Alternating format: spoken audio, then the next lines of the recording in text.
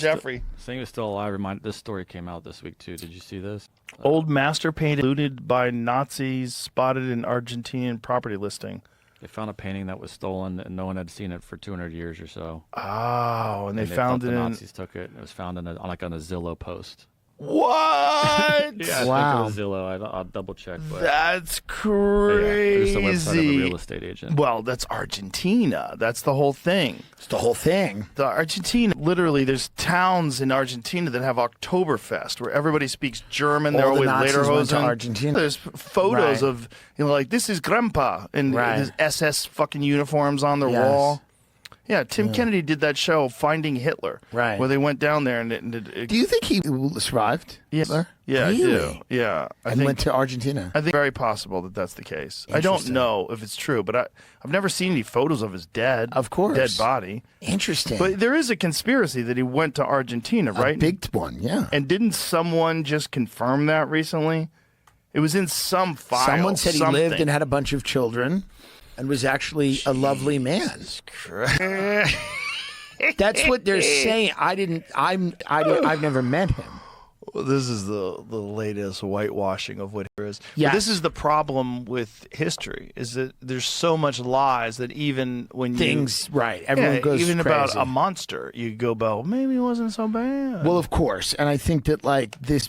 Part of the reason that it's so difficult because we're lied to so much now and we're so propagandized now that people look back and go, what else is propaganda? But that can lead you to some dark and bad places. Yes. Like going like Hitler's good or, and that can be weaponized. Of course. Yeah, that's also the part of the problem. You got to constantly be vigilant about your own consuming of information. You got to run it through a filter. Absolutely. What do you got about? I found an update on that painting. It was a for sale notice revealed that it was Frederick Heidegen, which is a financial advisor to Adolf Hitler.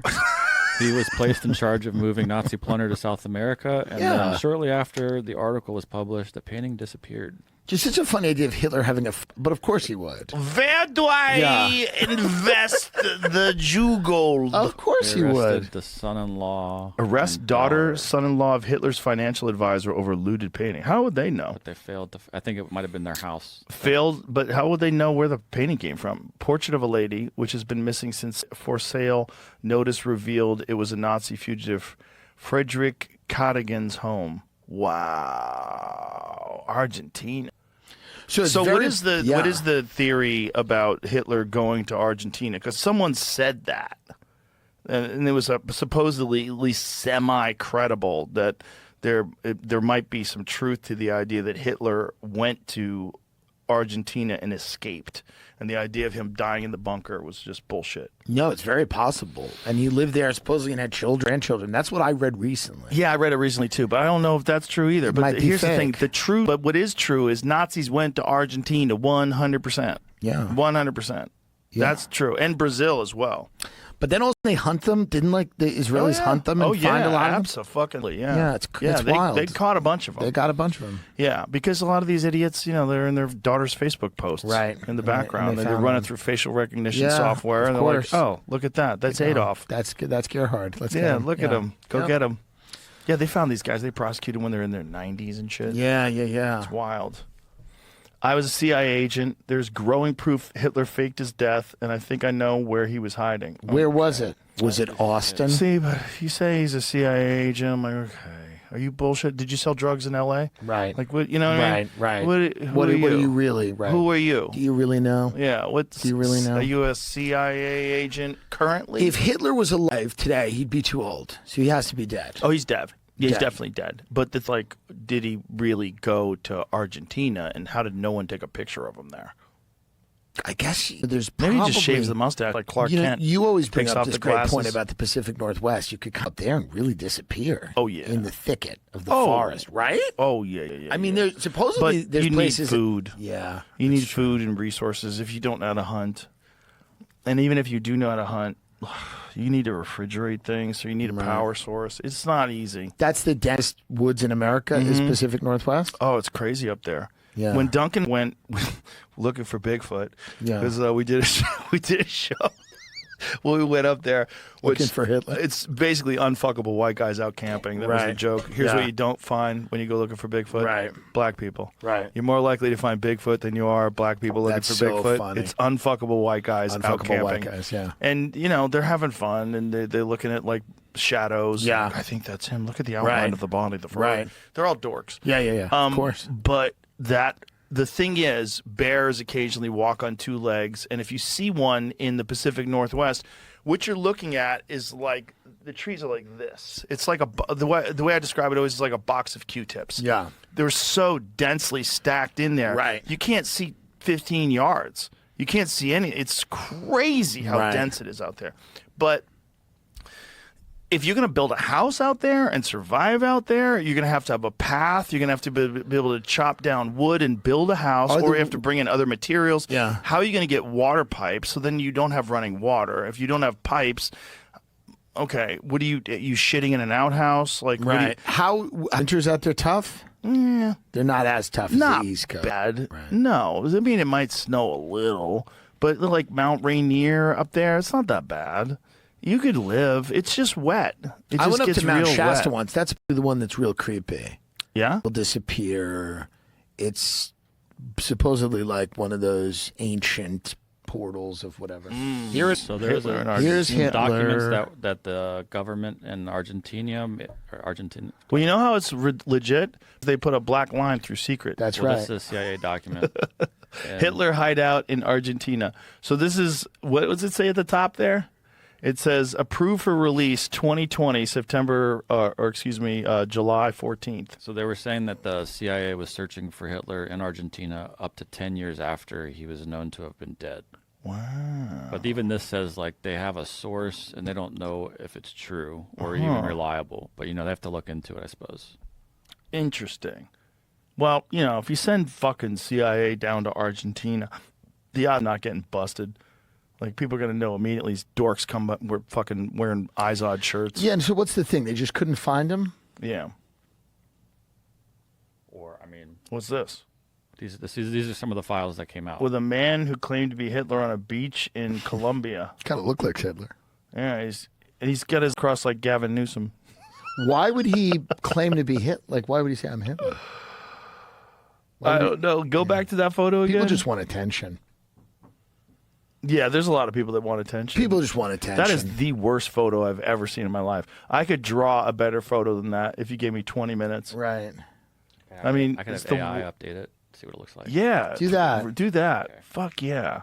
What a wonderful time we live in. Let's see if it really is Hitler. Tell AI to update this photo and then tell it to give him the Sharon Osbourne. How big is Argentina? It's pretty big. Okay, so you could get lost. It's very wooded. Yeah. And a lot of cattle ranches. Small towns and stuff. Yeah, it's they're famous for beef. Right. It's amazing. Yeah, they're really good at cooking So steak. you could conceivably, if you could live there and not be. Perhaps. Yeah. The thing is that you're a man, and old men need medical resources. You need running water. You know, the odds of you existing in the forest, like people have this romantic idea of being like a subsistence hunter. Yeah. Where are you going to get all your bullets? Right. You know, it ain't that simple, man. Are you going to make your own arrows? Shut the fuck up. You're not going to kill anything with those things. Shut your fucking dirty mouth. Like, Right. where are you getting your broadheads? It's not going to happen. It's too hard to hunt. It's too hard. Hunting is hard. No, you need the amenities. Yeah, you need food. Of course. You need someone to bring in grain. Of right? course. You need rice, and you need beans, and you need stuff for subsistence. You need to survive. Like, the idea that you're just going to live in the woods is nonsense. People are fucking crazy. It's crazy. How many bullets do you bring in, man? You know? Not enough. You better have boxes and boxes and boxes and boxes of bullets. This other CIA document says that he moved from Colombia to Argentina in January 1995. 1955. 55, but because 10 years had passed since the end of the war, the Allies could no longer prosecute Hitler as a criminal of war. Is that true? What? Wait a minute, what? That's crazy. What? Is this the CIA documents? This is a different document, but yeah, this is but like they from a look so source. fake. They look more fake than that photo. Did you run that photo through AI? It's still doing it. Let's see what it says. Creating an image. This might take a moment. Okay. It's like the old days. You weren't around back then, but Yeah. and like AOL when you Yeah. when you get a picture of a naked lady. Yeah, it it would would take be a like minute. It'd be real funny if it's really bad. No, we're gonna crack the case. Yeah, this one Jamie? said someone had talking to him. He was once a month speaking to him in Colombia. On his trip. That's where that picture came from. Wow. What? Okay. So Philip Citroen, former German SS soldier, SS trooper, stated to him confidentially that Adolf Hitler is still alive. Citroen claimed to have contacted Hitler about once a month in Colombia on his trip from, how do you say that, Maracaibo? Yeah. Maracaibo to that country as an employee of Royal Dutch Shipping Company in Maracaibo. Citroen indicated to, what's that word? It's spelled. I think that's their contact, and that's what Okay. how they have them classified. A friend that he took a picture with Hitler not too long ago, but did not show the photograph. He also stated that Hitler left Colombia for Argentina around January of 1955. Citroen, imagine he survived 10 fucking years. That would be so crazy. It's very possible. Whoa. Wow. I mean, that's kind of Hitler, no? Whoa. People used to really dress back then. Whoa. You know? People really did. Okay, if that's It's a formality. if People that's really- a real photo, that's crazy. That's- Has anybody else run that through AI? And what is AI doing to achieve that image? It could have. I mean, It just got really good. Yeah, for plausible deniability, I would go. It could think it's Hitler and just found a picture And make of it Hitler. Hitler? And made it Hitler. But the other guy doesn't really look like that. Well, why is the mustache like less defined in the second photo? Like it looks like shit. He would be like, "This is not how they do But my he looks mustache." very young there, Hitler. Right. Hitler looked great there. Yeah, well, he's getting that Argentinian beef. Yeah. Probably a lot of adrenochrome down there too. I mean, this is one of those situations where it's like, Let me zoom in on the face again. yeah. I don't even know what kind of chair it would be. It's so strange. I'm not sure if that's really It's so We know hard. The AI face- just did this, but it doesn't have to be real. But right. The we don't face know is if weird. it's real or not. probably, Yeah. I would go to assume it's not. If it but, is like, real, it did a it's crazy Hitler job. looks great. The face looks slightly different than Hitler, though, doesn't it? I guess so, but I mean, maybe he lost weight. Maybe his just a skin guy looks like better. really committing to that mustache because nobody else would. There's also which Hitler was very relaxed in Argentina and kind of Colombia. It's kind of like the South American way of life. Yeah. The siestas, kind Got of a the little- nap, got a the little large thick. meal in the middle of the day. Yeah, go to a photo. Well, actually, it does look like him, doesn't it? It looks a lot like Hitler, God but like damn, it looks kind of a retired Hitler who's relaxed. Yeah, and, 10 years later. You know? But he doesn't look 10 years older. That's the problem I that typed I in have with it. 1935, so I don't know if that was from 55. That'd be 20 years. Right.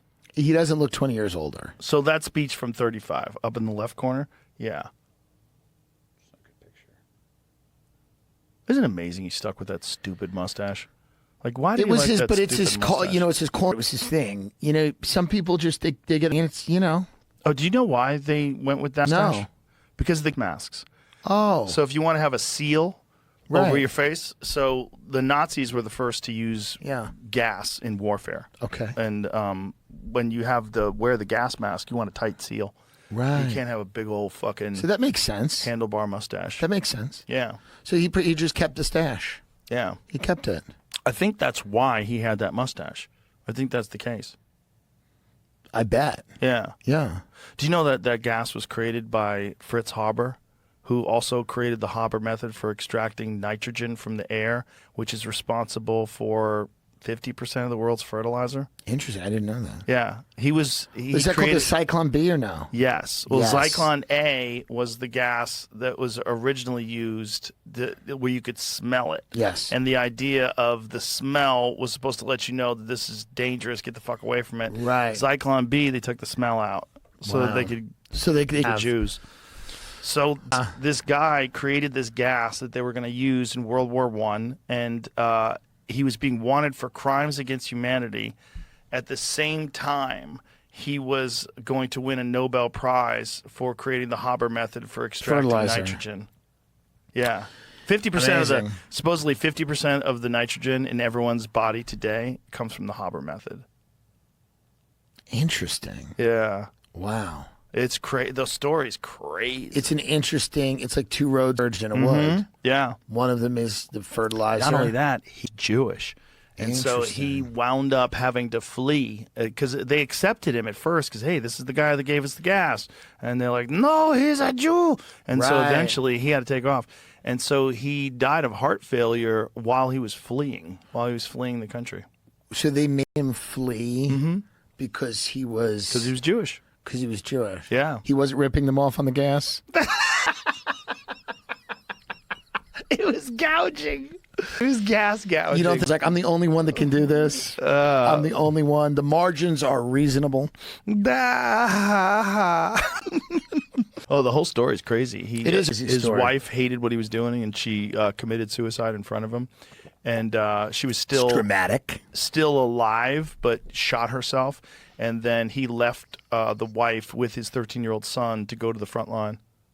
Wow. Yeah. To fight with the Allies. Well, to make sure that his gas gets implemented properly with the giant fans. Oh, interesting. Yeah. That. Interesting. Yeah. And supposedly that's where Hitler developed the love of that mustache. Because in order to have that gas mask to survive the gas, you have to have a tight seal on your face. It's such a... These little snapshots into, you know, just like, again, from a mustache to the gas mask, it's so crazy. The little snapshots. Yeah. I claim he used that name, but his first name is still Adolf. Wouldn't you not do that? You were done with the paperclip book, and you know you published it, and you have to live with all the information that you had to gather and run through your mind. Did that book? Was that the book? Did that change you? That book? Like, was it the most altering of the different subjects that you covered?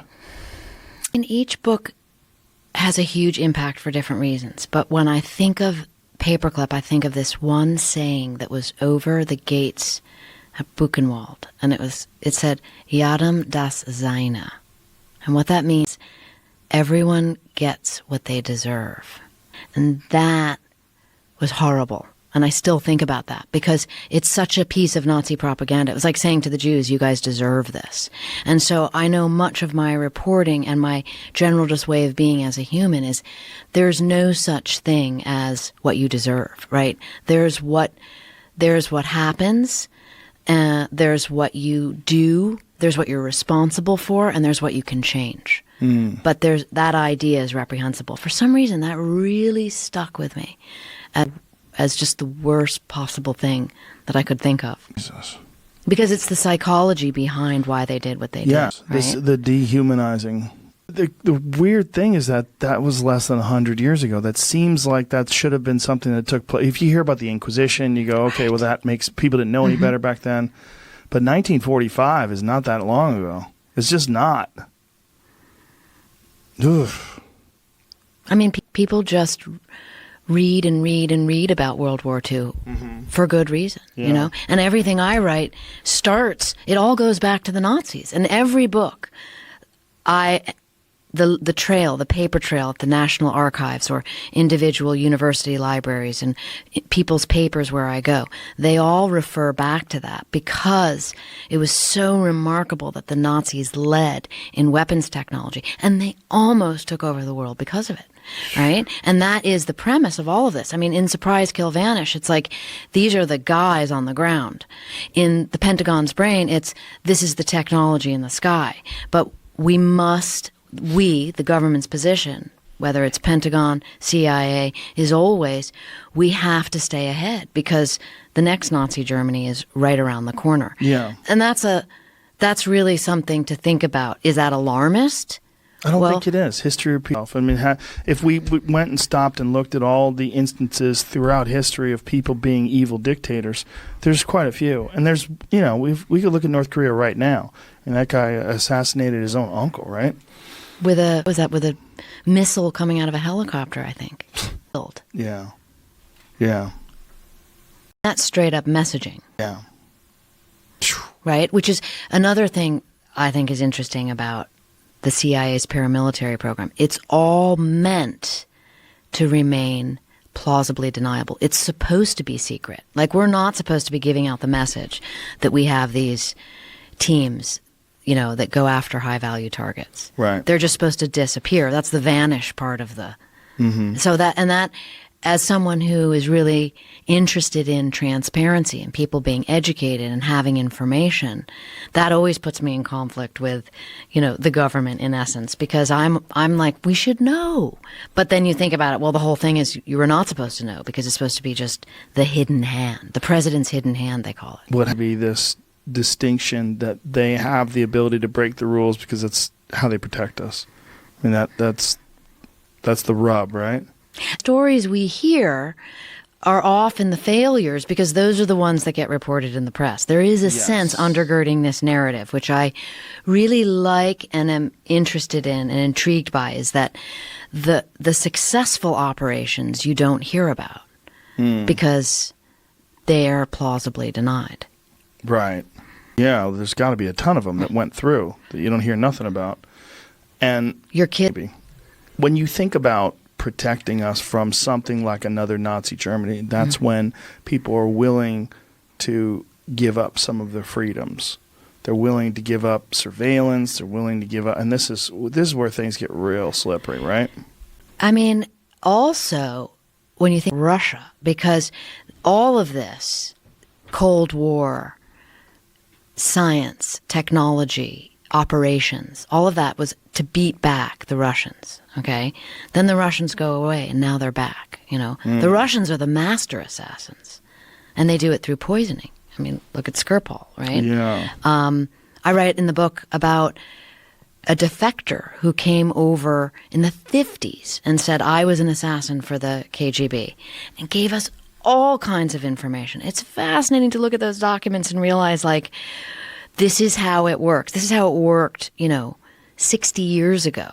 And then you kind of see echoes of that, of how it's working today. And you can only imagine the defectors or those who come over from the other side who we learn from, and they just disappear. They disappear as sort of the CIA's version of witness protection. It's Finding Hitler all about.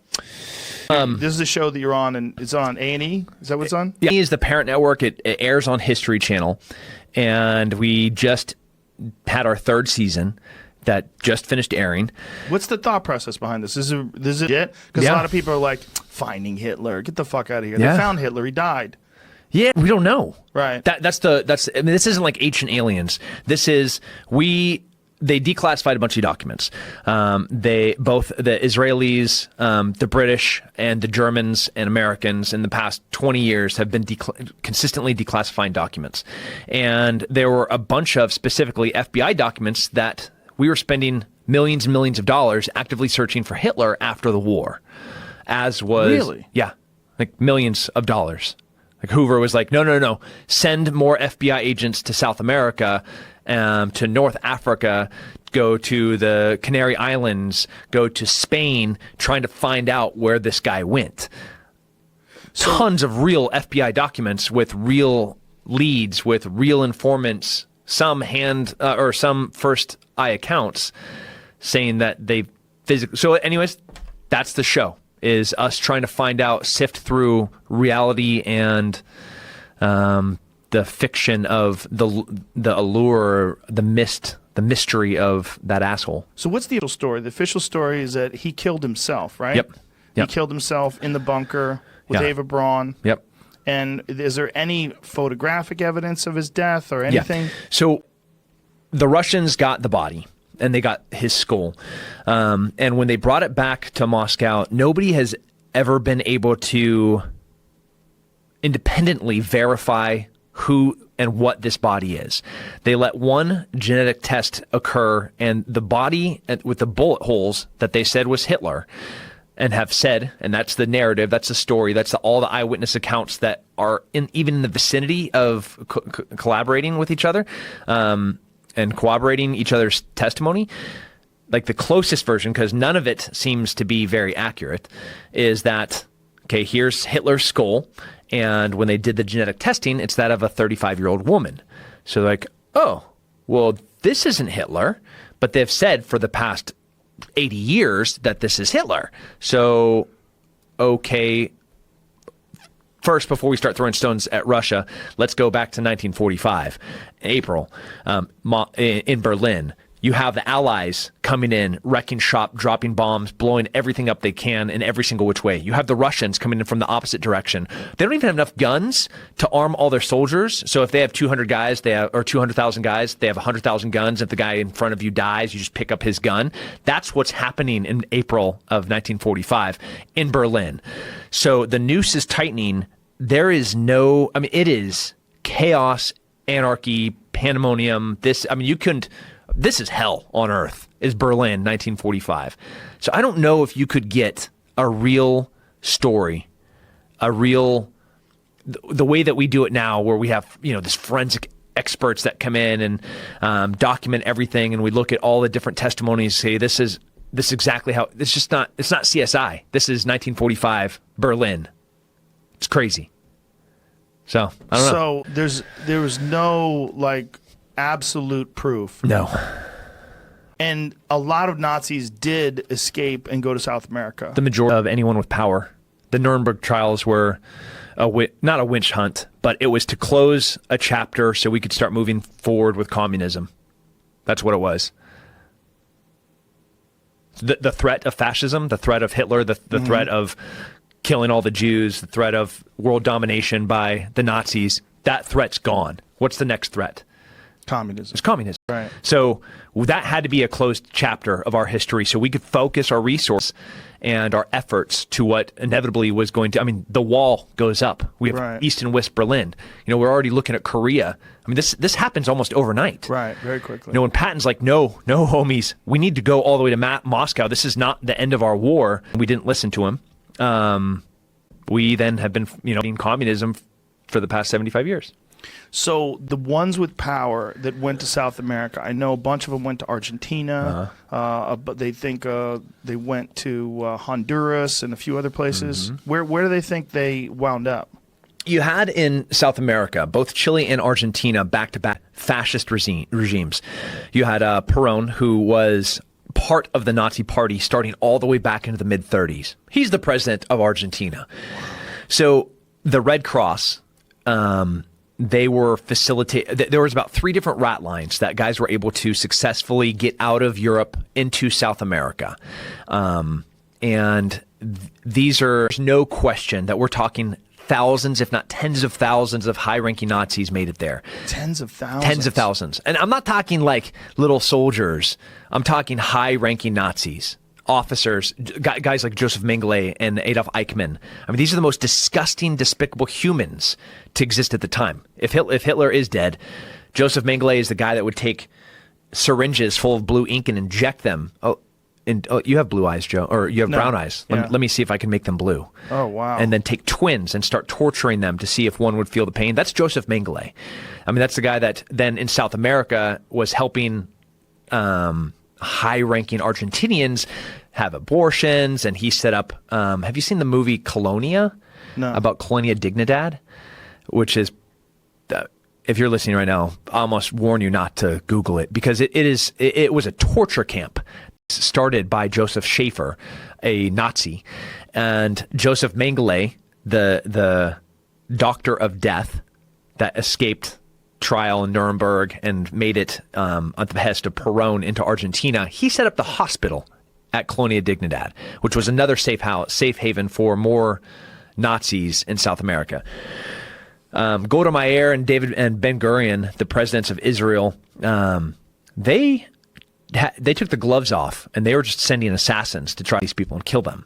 But what you got in South America were isolated German-only communities. You could go into Bariloche, Argentina, and I'd be like, "Buenos dias, amigos," and they're like, "Guten Morgen." I'm like, "Oh, yeah, I meant good morning. Yeah, sorry, it's 2017, right? I thought we spoke Spanish here." So in 2017, you were there, and they were speaking German. Yeah. Whoa. Yeah. I don't look very. I might look more European than I do. So it's just them seeing me walking down the street and be like, wow. Tons of communities. If you go to Colonia Dignidad, which is now called Villa Bavaria, the Bavarian village. It is only German. Whoa. In the center of Chile, in the mountains of Chile. Like there's no Spanish being spoken there. It is exclusively German. And these are descendants of Nazis. Powerful Nazis. Holy shit. And this is going on right now. Yeah. Yeah. And what are these communities like? I mean, what's their ideology? Are they... I mean, they're pretty white. Yeah, but are they like... do they espouse Nazi values? Or Not openly. So, Colonia Dignidad, if you look at the second generation, there's a bunch of... So, it was a huge problem for Chile that they tried to hide for years. And they got so much power from the torturing that they did at Colonia Dignidad on a whole bunch of other high-ranking South American dictators that they are almost untouchable. And this is, I mean, you'd blow your mind if you look into this, Joe. You'd love it. But the second generation, the kids, like the grandkids, sometimes they're even more fanatical than the original generation. Have you ever seen this? Where like if somebody's away from, like when you travel abroad, man, it's so cool to get into the culture and get into the food and get into the, like you're dancing this style and you love the flag and you're like, oh, I'm gonna go to a soccer game because we don't go to soccer games in America, and then I'm gonna go. But then maybe after like 2 months, you kind of miss home, and then like a year, like you really miss home, and then 10 years, like you really, really miss home. And you see the same thing in the United States, where it's not really a perfect assimilation. It's not the melting pot, where you see generations that are espousing to be more like their ethnic heritage than they are American. They're flying the Irish flag and like, I'm Irish. Well, it's just times 1,000 with these communities because they're exclusively German. Whoa. Yeah. It's pretty cool. Kind of weird. So exclusively German and really missing home. Yeah. Yeah. So 70 years later. The second generations I was talking about, some of them came to the United States and were high-ranking white supremacists that are now in jail, in prison, for their racial crimes. And they came out of South America. They came out of Colonia Dignidad. They came out of Bariloche. They came out of Holy shit. Cordoba. They came out of Misiones. They came out of, yeah. Wow. Yeah. Crazy. So that's the show, Hunting Hitler. Fucking A, man. It's a trip. How many people are we talking about all told in South America that come out of this? I mean, tens of thousands went there, but how many German communities and how big are they? Yeah, we may have 50 German communities. 50? How many people, if you had to guess? A few 100,000. Holy shit. Yeah. A few 100,000 Yeah. descendants of Nazis. Yeah. Wow. Yeah. And man, it's weird when you went into somebody's parlor and it's like you're stepping back in time into Europe. Like I'm walking in, it's 2017, and I'm walking in Buenos Aires, Argentina, into somebody's parlor, and all of the tile is European, and all the style and all the art is very German. We have like deers and like not like red stags. We're talking German everything, things that Hitler loved.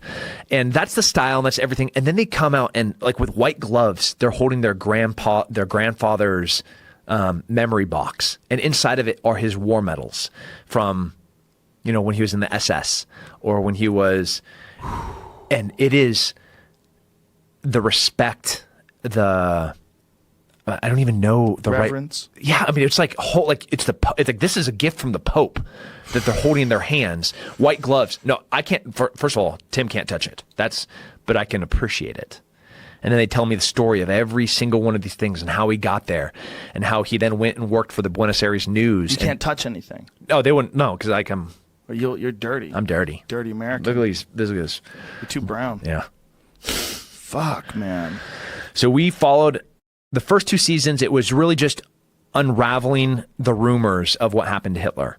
The third season was my favorite because I actually got to do real work. They said, okay, I got to the second season, I got to bring in more special forces guys, a CIA targeter, Nadia, who helped my unit kill Zarqawi in 2006.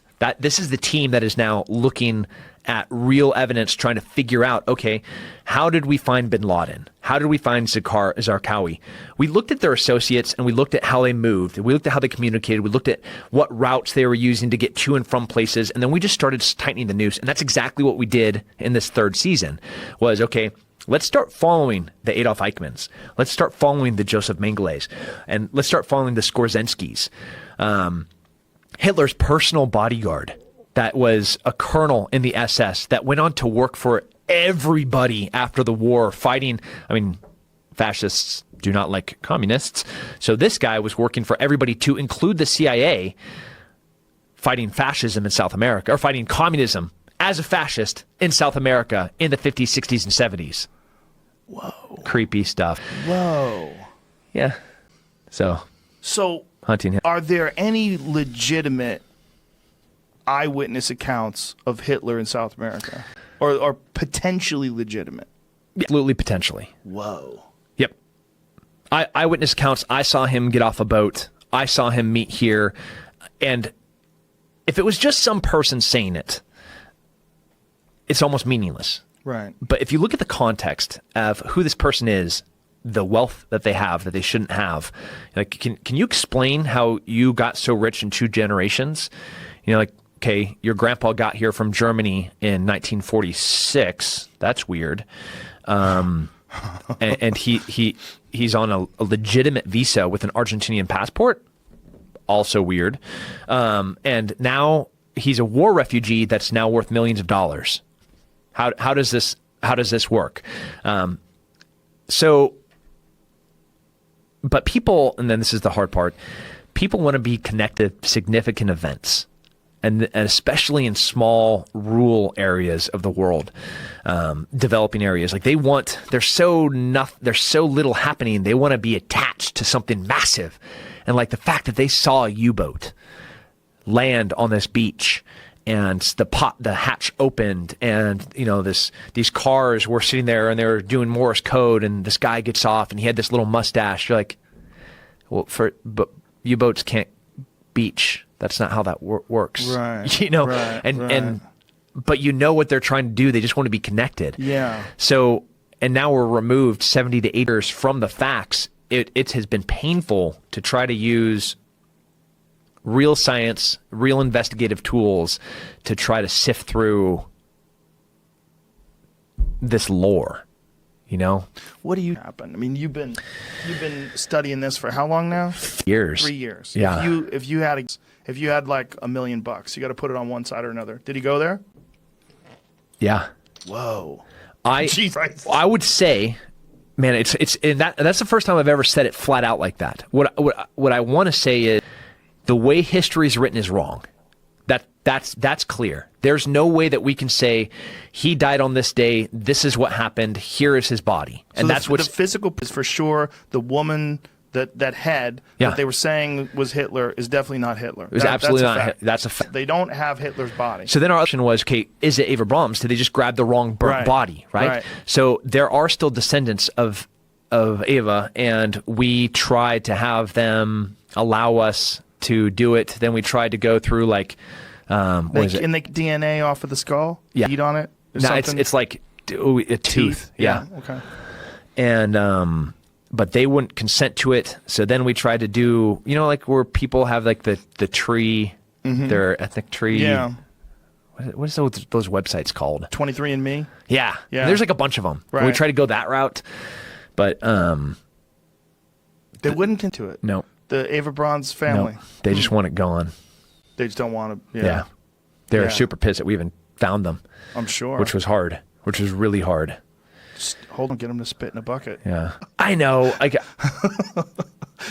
I mean, pull stuff out of there. No, I would totally not do that.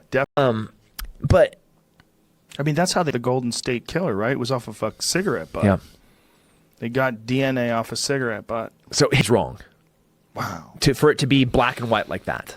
And fuck, man. And again, if you go back to 1945, we needed scientists. We needed every single German electrical engineer, mechanical engineer, aerospace, anything. Yeah. You're on the V2 program. We want all of you because now it's a race. It's a race. We have the bomb. Now we need delivery systems. Now we need to get to the moon. Now we need to, like all of those things are real time. It's a war of dollars and a war of science. And we got all those scientists. Yeah. The Russians didn't. Well, they got some. Some, not very many. Operation Paperclip was what brought over what Werner von Braun, who was, when you talk to Jews that were in Berlin during the time that Werner von Braun was running his rocket program there, he would hang the 5 slowest Jews in front of the rocket factory in Berlin just to give everybody motivation to work harder. Yeah. The Simon Wiesenthal Center said that if Werner von Braun was alive today, they would prosecute him for crimes against humanity. Yeah. He was a Nazi, straight up Nazi. And there's apologists that say, no, he was a scientist. He was forced into doing that. Okay. He's a Nazi. Yeah. There's photographs of him wearing Nazi garb, hanging out with Nazis. His rocket factory killed Jews. These are all undeniable facts. It's not the war ends and they're Nazis anymore. Exactly. That's not how that works. Exactly. But they were forgiven, came over and contributed to our rocket program. I'm not that good of a human. I don't have that in me. I don't have that okay. It's slippery. The Russians got a bunch of them for their rocket program. Hell, the Egyptians did. Yeah. The Egyptians were trying to create a delivery system to drop bombs into Israel, and then Ben-Gurion started having these Nazi scientists try to have them assassinated. They were mailing. The Mossad was. Are you familiar with this? No. The Mossad was mailing package bombs into Egypt and throughout Europe, trying to kill these German scientists, and they were all German Nazi rocket guys that were working for Egypt, and Egypt wanted to go blow up Israel. This is into the 60s. So they're still trying to find ways to kill the Jews. And they're like, oh yeah, we'll go work for you, Egypt. So it's what's crazy is how fucking technologically advanced the Germans were. So far ahead of us. It's so amazing. And to this day, you drive a BMW and you go, whoa. You motherfuckers are on point. Yeah. I'm driving a Chevy Malibu and I'm like, ew. Drive a Corvette. Get a new Corvette. They're pretty fucking badass. It's all in what you buy. But I mean, there's German engineering in the 80s was fucking phenomenal. I mean, if you drove a German car from the 1980s and an American car from the 80s, it's like there's no comparison. I have a 1991 Porsche, and it's a fucking piece of engineering, man. It's a marvel of engineering. I mean, it's not fast like a modern car, but when you compare the build quality and how they constructed it and how it was put together in comparison to a fucking Dodge Daytona from 1990. That's a hunk of shit. Nobody wants one of those today. Well, unless you're going to have a VBID, then you want it. That's the only time you could blow it up. Again, it's you. The way you think is different. 13-year-old child trafficking, counterfeit money, and Dude, I will be in some country and I'll be walking by and I'll look at a car and be like, that would make a great bomb. I swear to God, that's what goes through my head. Yeah. Well, that's how the business works. Yeah. We'll grow. When you're over there in Argentina and you're meeting with these people and you know that they're the descendants of Nazis, and they bring out this grandfather's chest of things and war medals and all this jazz, what is this feeling like? Do you feel like these people got away with something? I mean, they kind of did, but these aren't the people that did it. But the descendants of the people that did it, and they're still worshiping those people in some way. Yeah, I had a lot of soul searching, trying to figure out what is the appropriate thing, what's the appropriate response, what am I supposed to be feeling right now? And I think I'm a pretty exposed, and I'm in tuned with what I feel. And one of the hardest days, we're in Chile, and I interviewed this man and this woman, and they are both. One of them is a second generation. So she was born on the Colonia Dignidad, on this compound as a Nazi.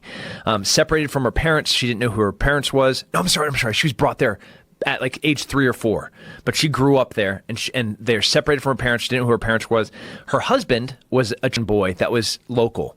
And he heard about this new hospital that's built by Dr. Mengele, and everybody has food there. And he's a poor Chilean kid, so he was able to get onto the compound. Well, the locals and the Germans aren't supposed to be together, so he was kind of kept separated.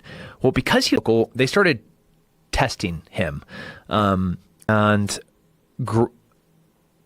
it got really violent and disgusting by the time he is a teenager. He's being thrown out of those, having his bones broken, being nursed back to health, being set on fire, being nursed back to health for like 10, 15 years.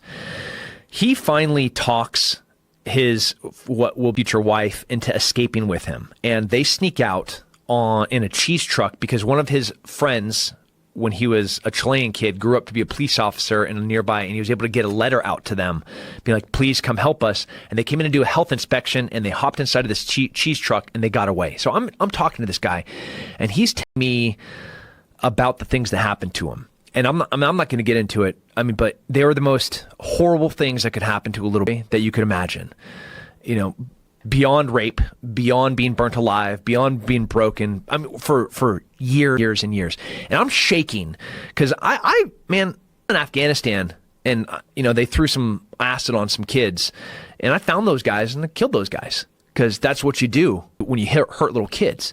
I got a soft spot for people that can't take care of themselves, that can protect themselves. I think every real human isn't going to let anything weak or them ever get hurt in them. And so I'm shaking listening to this story, and I was like, and I know I have to go back to Colonia Dignidad the next day and put on like I'm a tourist guy hosting a travel show. And that was our disguise to get in there, was like, oh, this is a beautiful Bavarian village. You can come here. That was our way in. And I was just going to go in and destroy that whole entire place. That was my plan. And the guy looking at me, and he's like, I see your anger, and I was like, yeah, I'm going to go hurt all of them. He's like, no, no more. And I was like, okay, what's going on? And he looks at his wife and he goes, she saved me. Every time that I was burnt, every time that I was broken, it was just love. That's how I got out. That's why we're alive today. And we're going to die of old age together with the wolf I fell in love with on this colony. The only thing that matters is love.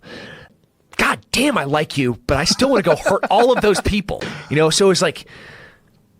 So these people that were doing this to him, what was their objective? They wanted to understand, so the same test that Joseph Mengele was doing in Germany in 1943, he's now doing in Chile in 1953. He just has a different population to test. They're not Jesus Jews. Christ. They're Chilean boys. And they're strong. And they're wiry. And they need less food. They're not like I'm using quotation marks, the cockroach Jews that you just couldn't. These were young, strong Browns. Like these are their verbatim that I'm using. And it's like, yeah, I want to tear your guys' faces out and stick soldering irons in your ear because you guys are so evil. But then I'm the same as them. So I was just real torn. I didn't know what to do. I just wanted to all. Well, the worst aspects of human beings is this desire to hurt people that are weaker than you and torture them, and this just coming into contact with that, and then some guy who has this most beautiful response to it. Yeah. Love saved me. I just want to die. Fuck. You're man. a better human than I. So I never knew how to respond to these things. I wanted every time I'd see a new SS medal, or I'd see the cross that they won for valor, like crazy. The equivalent of Medal of Honors these guys have in their parlors. I'm like, we're Nazis. You realize your grandpa is yes. It's total pride swelling in their. I was like, I want to crack you in the face, dude. So how did Mengele die? Did he die of old age? Of old age on a beach in Brazil. His journal was found on the beach in Brazil. Motherfucker. Yeah, married a beautiful Brazilian girl. Wow. Mm-hmm. Adolf Eichmann, he got snatched by the Mossad in Argentina. Skorsky, he died of old age. Actually, in the 60s, the Egyptians, when they're trying to build that rocket program to annihilate Israel, Skorzeny started working for the Mossad, but he didn't know it. They were paying him millions of dollars to hold these parties for what he thought was the rise of the Fourth Reich. Whoa. Yeah, so he was bringing in like Mercedes and Krushner Steel, these massive billion-dollar corporations for the time. He was hosting these soirees and talking and having other high-level Nazis that were still alive come in, and he was just really being used by the Mossad to try to figure out who was facilitating the Egyptian rocket program. So they just Kinda were cool. putting on these parties to kind of get everybody together so they could keep tabs on everybody and figure out who's who. That's what the Mossad was doing. Yeah. He was doing it with the intent of Making the Fourth Reich. rising the Fourth Reich. So the Mossad did this, and then what did they do once they figured out who was who? Finally, I don't like this part because I like just killing people. They figured out that the big problem with the delivery system for the Egyptians in their missile program was the navigation system. And they were trying to hire a whole bunch of these experts to come work for this program. And they diplomatically kind of went behind the back, and they got all of this really the only experts in the world. They prevented them from going and traveling to and work for Egypt. So they kind of diplomatically ended the development of the delivery system for their warheads. So that handled it. They poisoned some people, and they sent some mail bombs, and they kidnapped a guy and tortured him and killed him.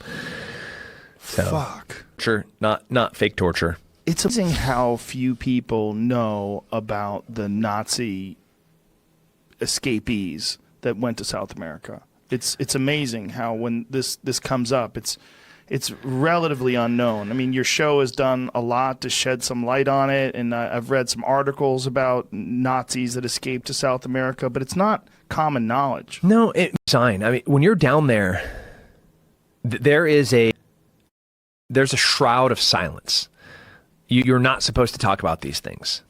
It takes a long time for me to get an interview with a guy. It takes a long time for building rapport. I mean, we're talking like pretty high-level people working with me, special operations from every single branch, to include the CIA, Army Special Forces. And we are pulling out every trick in the book to try to get these people to talk to us, to include bribing them. And it's hard. So they still don't talk about it to this day. Do you bring in German-speaking people? Yeah, a lot of time. Wow.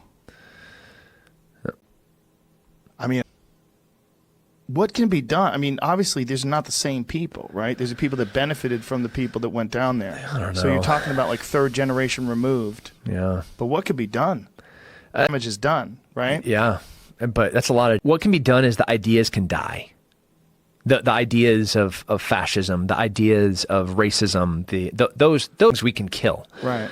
But are those ideas... those ideas being fostered in these communities? Yeah, I think... Yeah, Yes. they're being cultivated. Oof. Yeah, because like... Experienced it? Yeah. Yeah, I mean, if I'm a white guy walking down the street, I am a higher degree than the locals. Right. You know, like I can go and shop in some places that they can't. I can go in and sit down at a meal in some places that they can't. I'm being greeted on the street, Guten Morgen, you know, like not the brown dude next to me. He's not. And his kid definitely can't date the blue-eyed blonde girl at the high school. Wow. That's not allowed. They created these little colonies. Yeah. Nazi colonies in South America. Yeah. Did you Google Clone Dignidad? Yeah. Did you? You will have nightmares. Dude, I'm freaking out right now. It's nightmares. It's crazy how many people got away with it. That Joseph Mengele died on each. Mm-hmm. That's with a hot Skorzeny. Brazilian wife. I mean, that one hurts me because he's a guy like me, just on the ops. Because he's a special operations guy. He was an SS. He was a physical specimen at the time. You know, like we didn't understand. I mean, he was very early on into one of the first real Nazis. Like, this isn't, okay, all of Germany's going this way. The chancellor is Adolf Hitler. This is where we're going. I kind of just have to go along. And you see some of that in the 30, like 43, 44. Now it's, okay, we might be losing this war. Now it's not so in vogue. But when you got guys in like 1939 that are talking eugenics and, higher calling breeding and segregation early on, you're like, I don't like that guy. I want to beat him to death with my hands. But he's massive, so it'd be a pretty good fight. Yeah, it was, there we go. Reformed Nazi trying to, what does it say, Jamie? What's the full title? Full Nazi cult. What is the... So that's just a marketing thing, because it's still the same place. Reformed Nazi cult trying to open its colony to tourism. And where is this? That's in Chile. Yeah, I spent a lot of time there, right there. How They made a weird, movie man. about it. So that's current day right there. Jesus Christ. That's Lederhosen, freaking gorgeous though. It is Shangri-La. Yeah, German flag flying. Wow. They've tried to hide the Nazi things that they've had. I had dinner right there. Look at them all. I know dressed up that like guy on the Germans. left. Do you really? Yep. What's that, bro? We talked in the butchery. There he is right now. The jacuzzi. Hi. So I had this guy with me, Mike Simpson. He works with me at Sheepdog Response. He's a doctor. He was a ranger that became a Green Beret that then went to medical school and then came back to special operations for the rest of the war. And he's our director of training for Sheepdog Response. He was with me. He and I both speak Spanish when we were down there. But they didn't know that he was a doctor, and they didn't know that we spoke Spanish, and they didn't know that our translator that looked very Chilean could also speak German. Perfect German. She translates for Porsche. So they thought that they could have all these little conversations with the stupid, hairy-handed Irish guy hosts from the tourism channel that, and they could, well, we understood everything that they're saying. What were they saying? So one of our tour guides was formerly a nurse in the hospital that they closed down. And we stole one of their little ID to get into that hospital, and we stole a bunch of documents of them documenting them torturing little kids In the hospital? because there's so much litigation going on where all of these victims of Colonia Dignidad are suing Via Bavaria. And what period are you talking about when they were torturing kids? Like, when was this? 60s to 90s. And so this essentially Nazis and the ancestors of Nazis carrying on those practices in secret. Yeah. Jesus Christ. It's crazy. Man, so this isn't just people that got away when their ancestors moved here and they evolved and changed. What do you do with that place? You saw the pictures. I mean, that place is worth maybe $100 million. And they bought that with Nazi money. What do you do with that? Where does that go? Where does that go? I don't know. The Nazi money, we're talking melted things from Jews' mouths. We're talking wedding rings off of Jews' fingers. They bought that land with that money. And it's gorgeous. Jesus Christ. And they have a German colony there. What? I don't know. I don't know what the right answer is. I mean, what's Chile feel about it? Chile is a tough position because of the amount of power that they have had. So in the 60s, they were at behest of the president. They were bringing in people that disagreed with the dictator, and they were torturing them, and they were getting that information and giving it back to the president. Well, that went on for like 10 years. And so the Nazis were doing that for... Yes. Okay. For, oh my God, I cannot believe I remember. Whoever the dictator was at the time. But I'm sorry, I can't remember his name right now because it's around the tip of my tongue. Anyways, but that information they also had. So not only the information went back to the president that he could use against his rivals, but they also had it. So they know all the dirt about everybody. They know who is having sex with who has a kid with who went to this prostitute place, who has a deal with the CIA, who's working with the Venezuelans, who's working with the Argentinians. Like, they have all that dirt because they gave it to the president. They have it too. So they had been untouchable politically for 30, 40 years because they had so much power, because they had so much information, because they had so much dirt on every single high-ranking person in South America. Jesus Christ. Yeah. That's been a trigger for me. From that show and then straight into Hard to Kill, the show for the Discovery Channel, from going then deploying to Africa, like this year, I don't even know. I can't even. We are already almost 3 hours into this, so we haven't talked about Hitler. Oh my goodness. Well, we kind of have. We kind of have. But let me just, do you want to lay out your argument about Hitler? I don't know if I want to. I mean, I actually think that I should stop because I'm kind of at the limits of, I'm at the point where the probability that I will say something stupid is starting to increase. And I would rather not, because just saying the things that I'm trying to say that aren't stupid is dangerous enough. Yes, this is a topic where you want to make that kind of error. Yes. Right, So I would say maybe. Is there a more charged subject?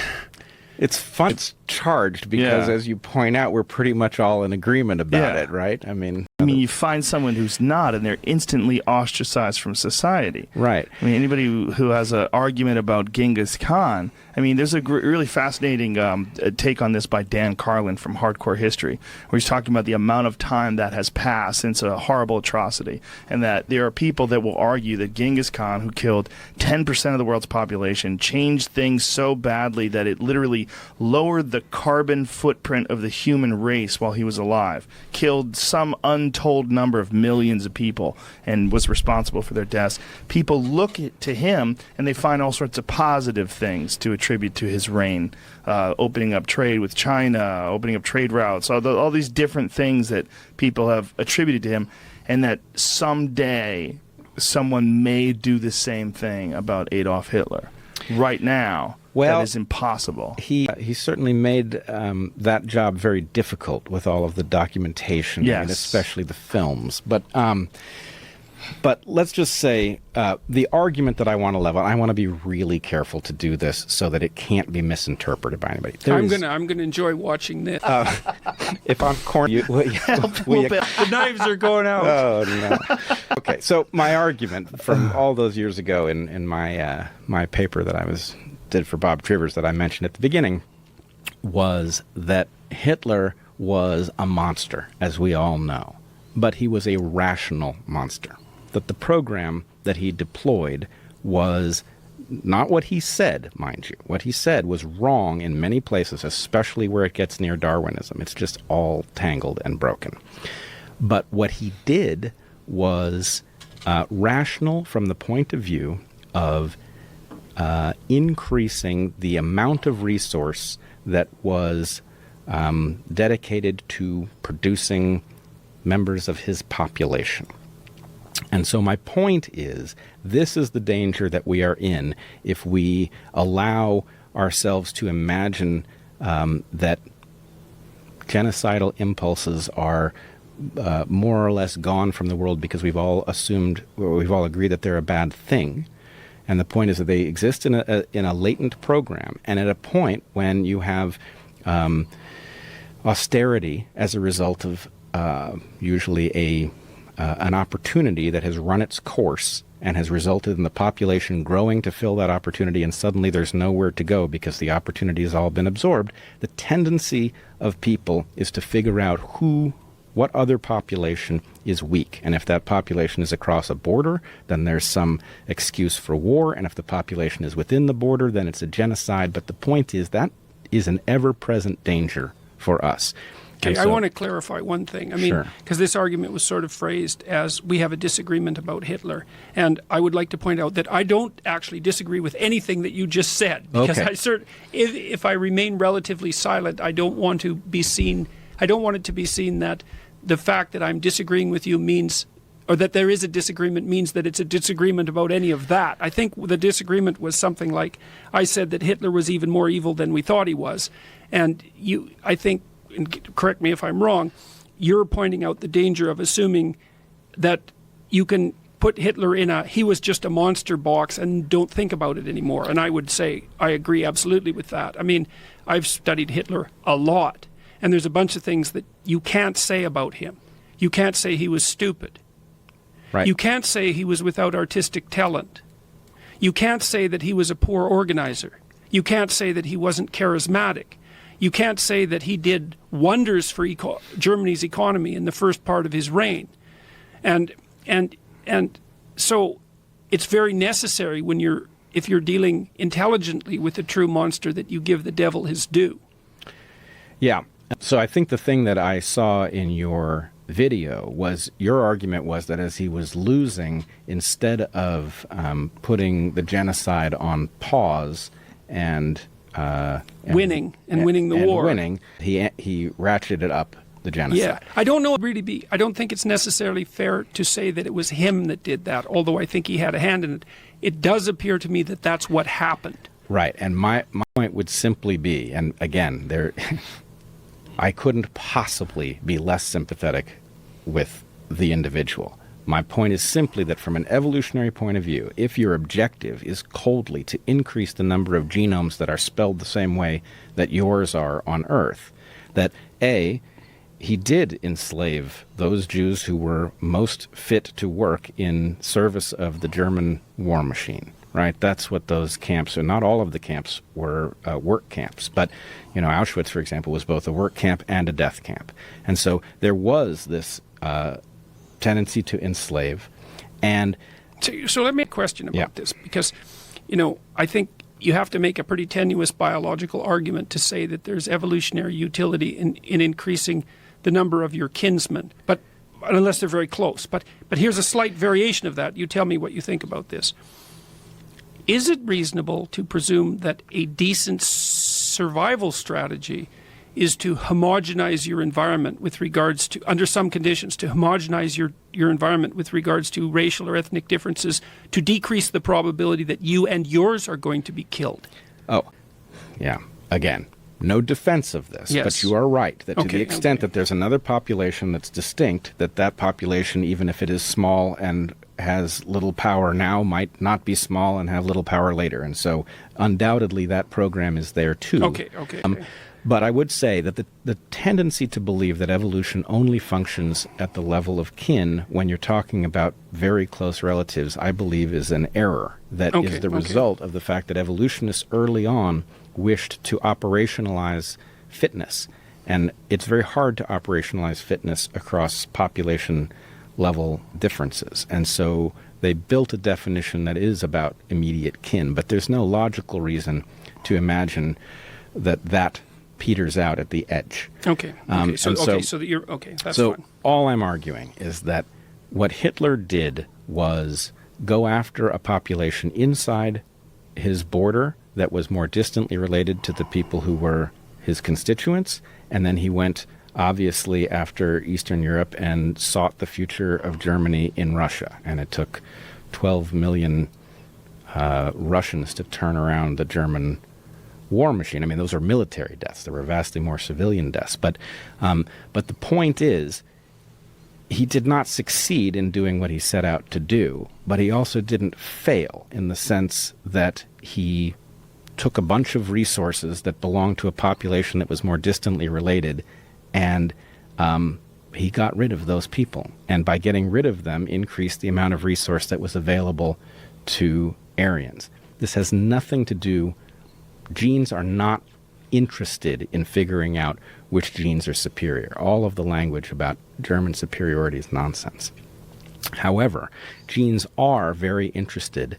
I mean, they're obviously genes, they don't think, but they act as if they are interested in replacing alternative spellings. And so part of the reason that you're looking through this, just so that the track of this remains self-evident, is to caution people against, to alert people to the fact that the sorts of programs that Hitler both ran and elicited from people are lurking in our, let's say, in our genome, in our set of biological possibilities, and we have to be very awake to fact on an ongoing basis. They are lurking in our genomes, which does not mean that we as adults have this as a possibility. Many people will not go along with this. Other people have it lurking to be triggered. So by the time I got to college and ended up with 4 fellowships in neuroscience, I realized that for me, graduate school would be the Auschwitz of the mind.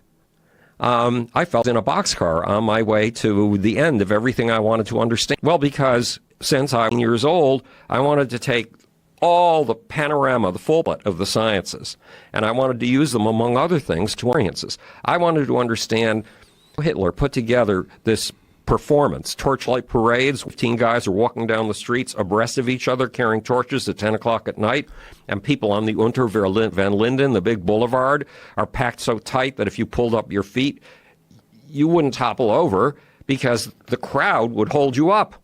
They were in on either side of you, supporting you. And people had a sense of being lifted out of themselves and having a transcendent experience and becoming part of 3 things. Ein Volk, one tribe. Ein Reich, one state, one leader.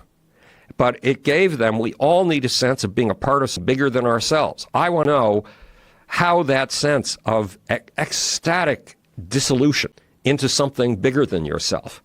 Happens.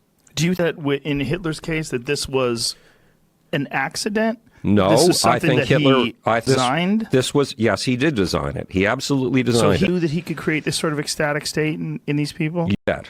He was an ecstatic, and he was preaching to people to bring to a state of ecstasy. How did he know all this? How did he know all this? The way any artist knows to achieve things that he may never have seen achieved before in his life. It's intuition. We're all built with certain supernormal responses inside of us, certain gusts of emotion you can hit if you hit just the right stimulus. He hired Albert Speer to be his art director. Albert Speer would art direct these massive events like this, but it was Hitler who would go into a state of ecstatic, as if preaching in tongues, but preaching in one tongue, German, who could bring that audience to that ecstatic level. Does it disturb you to study someone as fucked up as Hitler, though, and look for the genius in his approach, especially as a Jew? Yeah, you bet your ass. Yeah. Of course. I figure if Hitler could use this for evil, the big trick is to understand it and use it for good. And in fact, it turns out that a rock concert has these ecstatic elements in it. And, you know, you hear about audiences getting off. That's what the people on stage are constantly trying to achieve.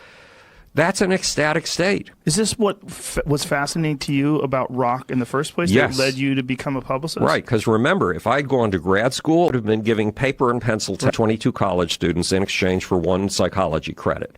Now, was I going to learn about mass ecstasies, the forces of history, in that college class? Nothing. It's fascinating, though, that you had this foresight, because for many people, the idea of going to grad school and becoming a professor, like that was the golden pot at the end of the rainbow. And everybody knew I'd be a college professor from the time I was years old, but the closer I got to it, the more I realized that this is being put in a sardine can and having the can welded over you.